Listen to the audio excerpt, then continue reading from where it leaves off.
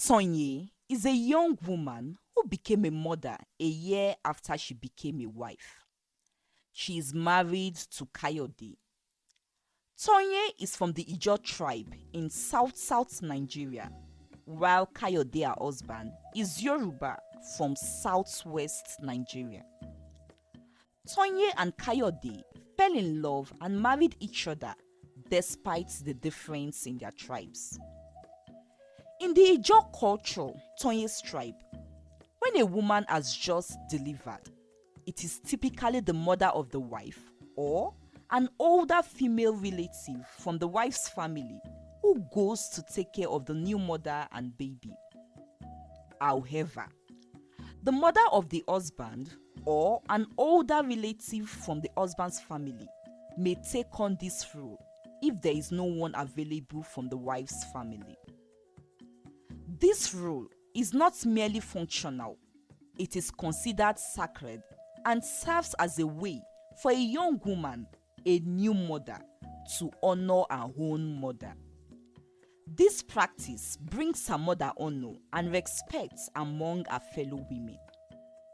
In Kayode's tribe, however, it is the mother of the husband or an older female relative who comes to take care of the new mother and baby. This is a tradition.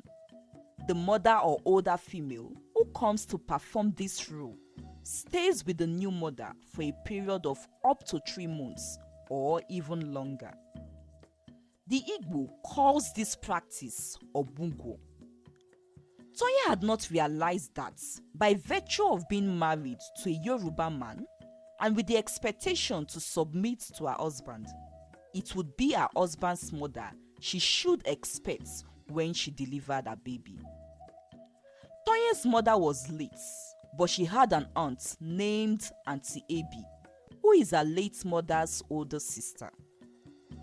Auntie Abi had always stepped in for Tonye whenever the role and duty of a mother were needed. So, Tonye had already informed Auntie Abi, asking her to start preparing to come and do the traditional omugwo as she would soon have a baby. However, this was before she spoke to her husband about it.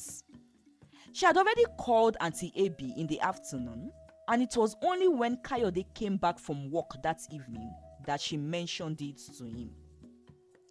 Oni, I called my auntie today. I told her to start getting ready to come to Lagos for Mugwo since the due date of our baby to be born is now close, Tonye said to Kayode. But your aunt is not the right person for that, Kayode responded. At first, Tonye did not understand what Kayode meant. She asked if he did not like Auntie Abi or if he would prefer another relative of hers to come.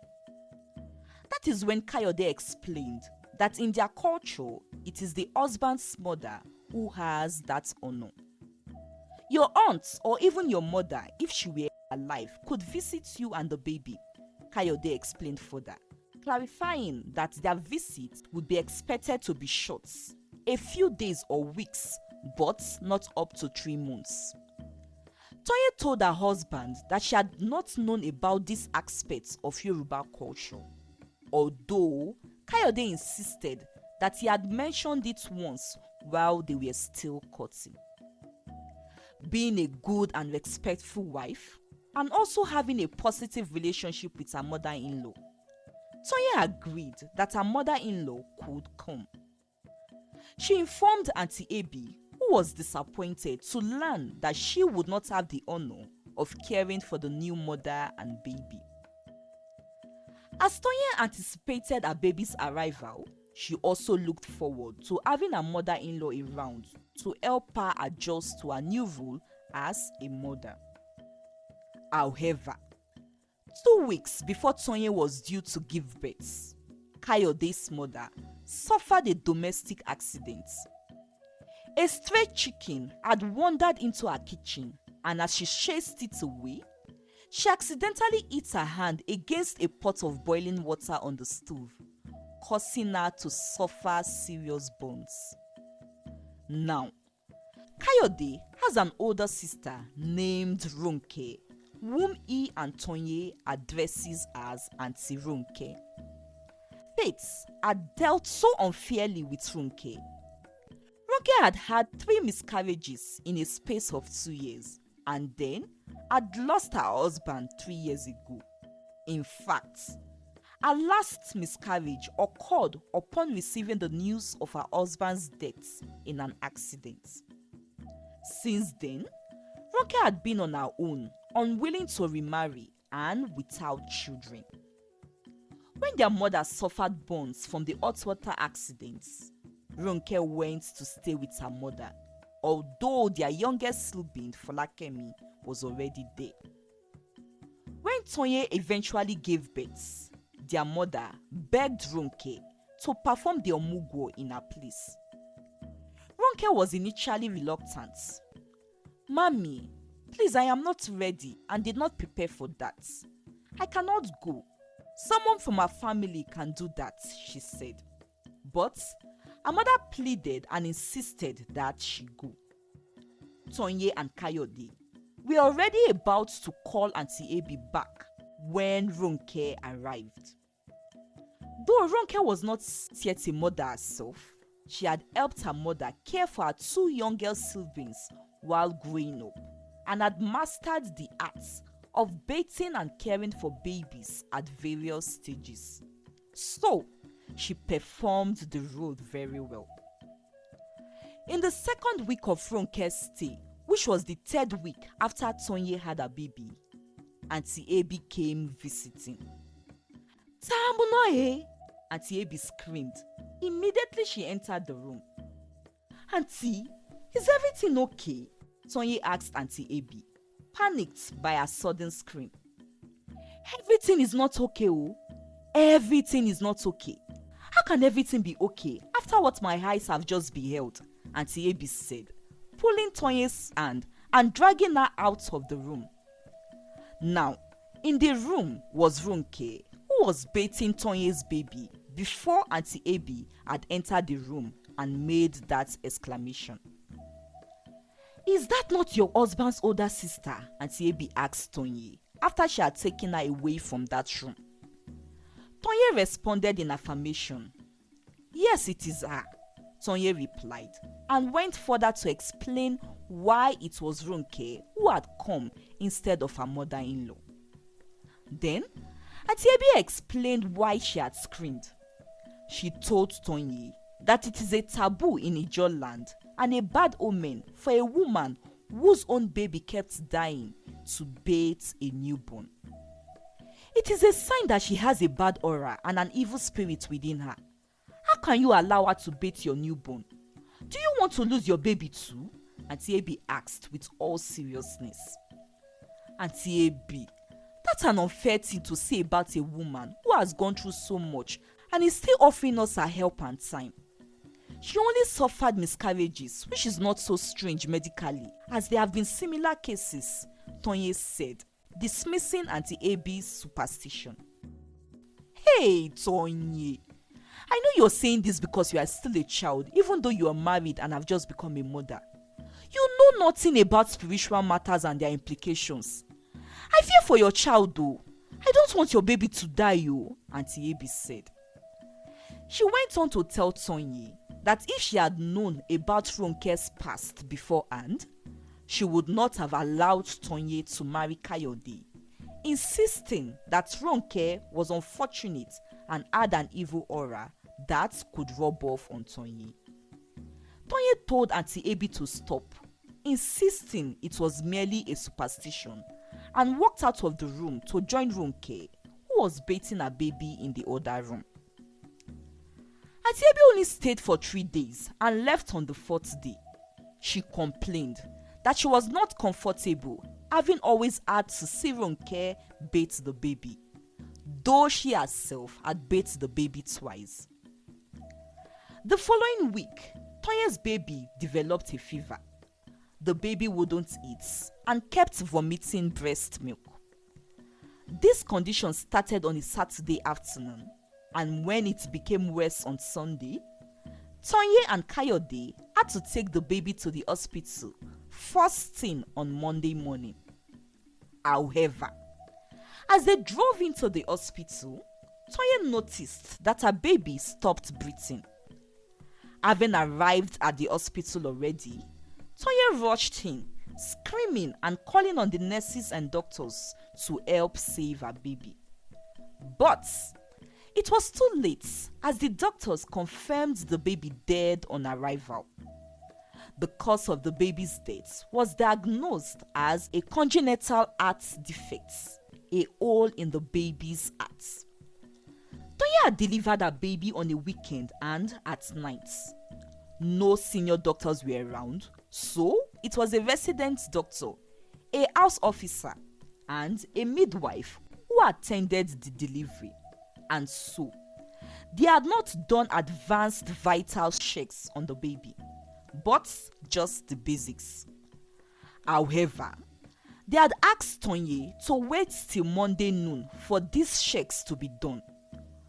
But because Toye had a smooth and easy birth, and because her baby seemed to be doing fine at the time, Toye demanded that she be discharged, explaining that she was not one who likes being in the hospital. She and her husband made promise that they were going to bring the baby the following week for these checks, but they never did. They got carried away with the joy the arrival of their baby brought, and the visitors that flocked in and out of their home to congratulate them. Toye wailed upon learning that her baby's death was due to an undetected heart condition.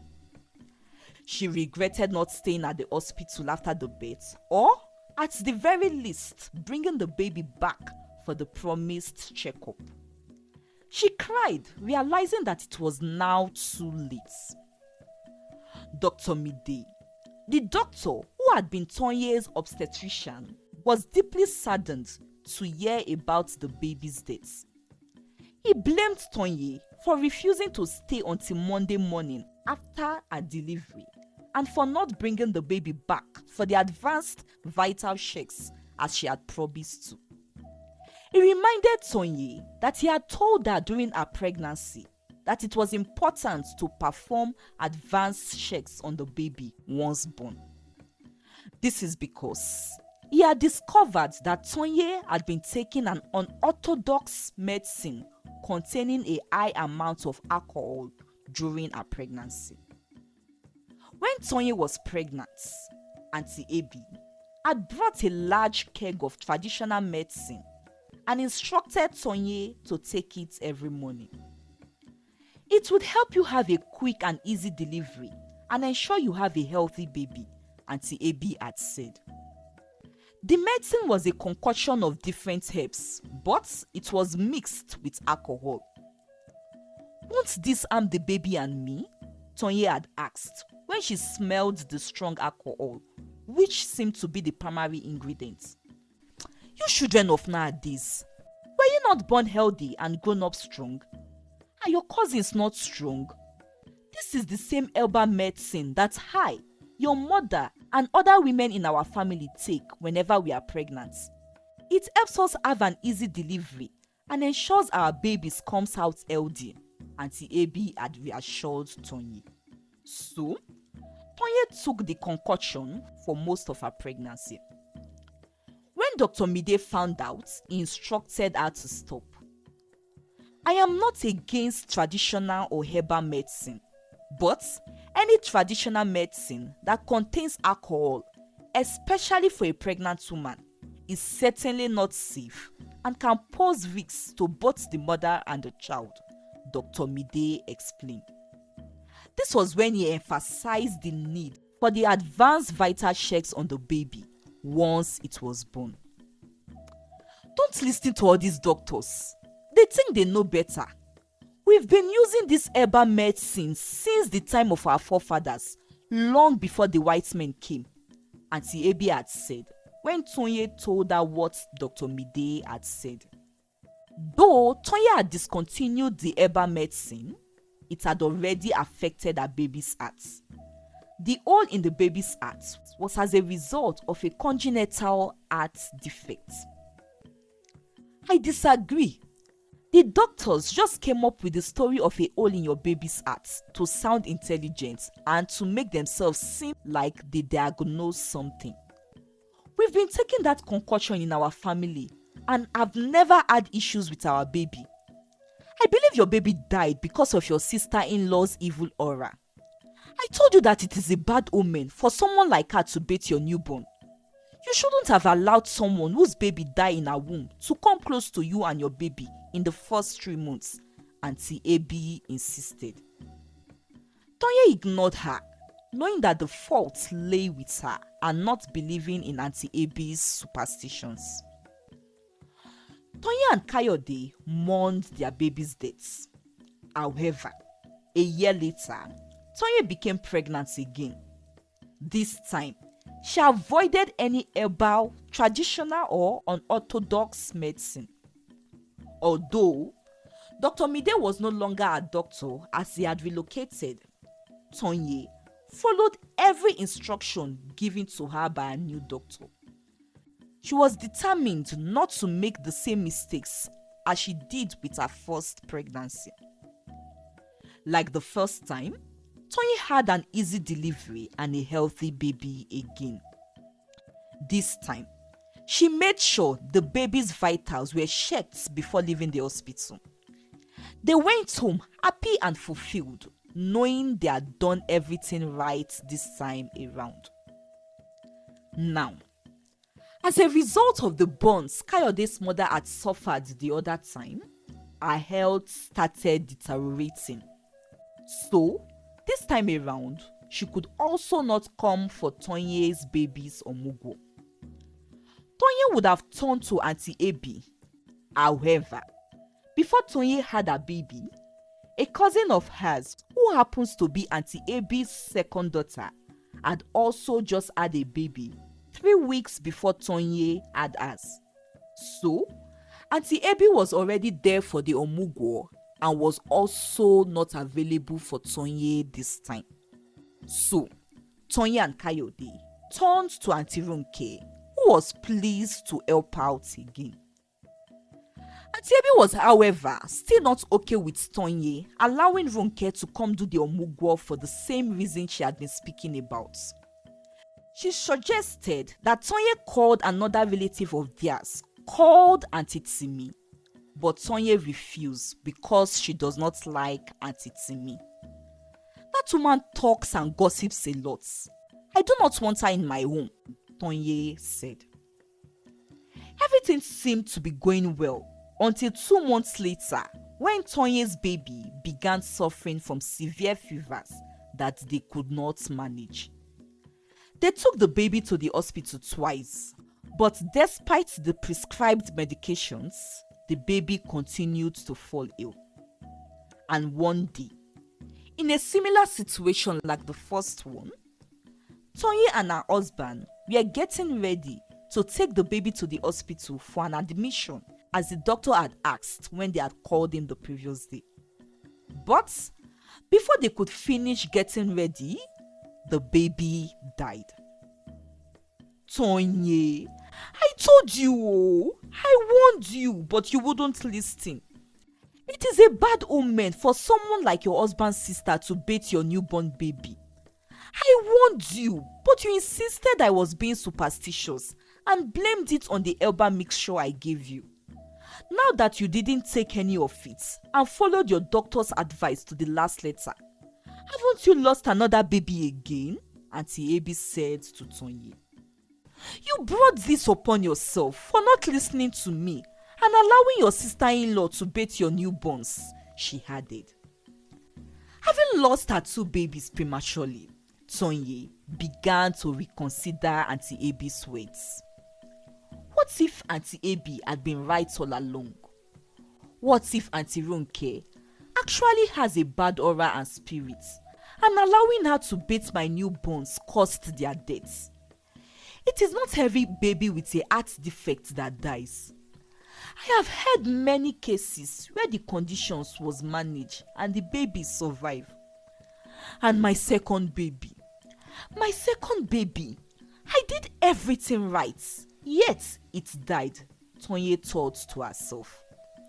Surely Auntie Ronke's bad spirit and horror caused my babies to die. I should have listened to Auntie Abi and not allow Auntie Ronke to beat my babies, Tonye concluded. She began to act grumpy toward Kayode and Ronke. Kayode, believing that the loss of their child could be the reason for her behavior, tried to overlook it and tolerated her mood.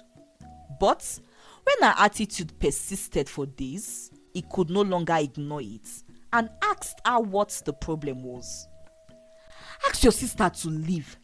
After all, the baby she came here to take care of is no more. What is she still doing here after she caused the baby to die? Tonye said angrily. Kayode was taken aback by Tonye's words. Ronke had stayed behind to comfort her brother and his wife after the loss of their baby. And now, Tonye was accusing her of being responsible for the baby's death. He couldn't believe what he was hearing and asked his wife how she could say such a thing. My auntie warned me that allowing your sister, whose own babies kept dying in her womb, to bathe my newborns was bad luck and could lead to my baby's death. But I had ignored her. Now see, your sister bathed my 2 babies and they both died. Your sister killed our babies, Tonye said. Ronke heard it. She had heard them arguing and had wanted to find out the reason for their arguments when their voice became louder. But as she moved closer to the door, she heard Tonye's words about her. Tonye's words broke Ronke.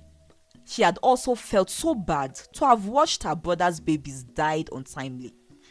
She felt worse because she had been taking care of the babies before their deaths. But right now, she felt horrible to learn that Tonye believed that her misfortune had caused her baby's deaths. Ronke felt like dying and she left Kayode's house immediately. Kayode was angry with Tonye for months after the accusation she laid on his sister. For months, it caused a strain in their marriage and it almost led to a divorce. However, with the intervention of a few elders from their both families, Kayode changed his mind about divorcing Tonye. Tonye became pregnant again a few months later, and when she had her baby, she decided that she would take care of her baby herself and do not need help from any relatives and extended families, not Auntie Ronke and not Auntie Abi either. Tonye took care of her baby all by herself, having read books and watched videos on how to care for and bathe newborns. Then, a few months later, Tonye's baby developed a fever again. Everyone assumed it was a normal issue for babies, so they got medications and treatment from the hospital. But as the fever became more frequent and severe, just like with the other 2, the doctors decided to conduct further tests and screenings for possible genetic disorders. That was when they discovered that the baby had sickle cell disease and a hemoglobin disorder. Additional testing, including a genotype test, revealed that the baby's genotype was SS, meaning she was a carrier of sickle cell disease. But how can that be? My wife here is AA and I am AS, Kayode questioned when they were informed of the diagnosis. The doctor asked Kayode and Tonye if they were sure about their genotypes before getting married. Tonye and Kayode explained that Tonye didn't know her genotype until they were preparing to get married, but that they had taken a test which revealed Tonye's genotype to be AA. How many times did you take the test? The doctor asked, and they answered that it was only once. Were we supposed to keep doing the test when we already had the results the first time? Kayode and Tonye asked, not understanding. The doctor insisted that they take the test again, and when they did, both Tonye and Kayode were revealed to be AS.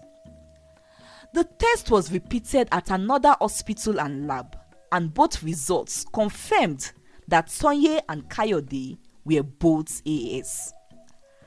The baby's doctor educated them, explaining that they were not genetically compatible and that their marriage posed a risk for their children. He told them that such tests should not be done only once and, in some cases, should be repeated in different labs for accuracy. From your history and with the loss of your previous babies, it is clear that your babies may have died as a result of sickle cell disease, which was not detected and the proper treatment was not administered, the doctor explained. Tonye realized that the deaths of her two babies were purely medical conditions and that it was not caused by Auntie Abby's superstition. The first baby had died from a heart condition and the second baby most likely due to sickle cell disease, which had gone undetected. Tonye felt terrible for falsely accusing Ronke and for mocking her misfortune, which only caused Ronke more sorrow.